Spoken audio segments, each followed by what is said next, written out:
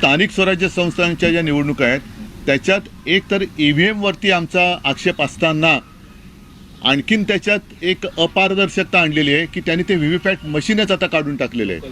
मग तुम्ही निवडणुका घेता कशाला? सरळ जाहीर करून टाका ना यांचे एवढे जिंकले म्हणून. आम्हाला एकतर आमचं म्हणजे मतदाराला त्याचं मत जाते कुठे हे शेवटपर्यंत कळलं पाहिजे. ते EVM मध्ये कळत नाही आहे. कारण बटन दाबलं जातंय, दिवा लागतोय, आवाज येतोय, ती रिसीट दिसते, पण ती रिसीट नंतर एकूण सगळ्या रिसीट काय मोजल्या जात नाहीत. आणि मत रजिस्टर कुठे होते आतमध्ये, रजिस्टर कसं होतंय ते कळत नाही.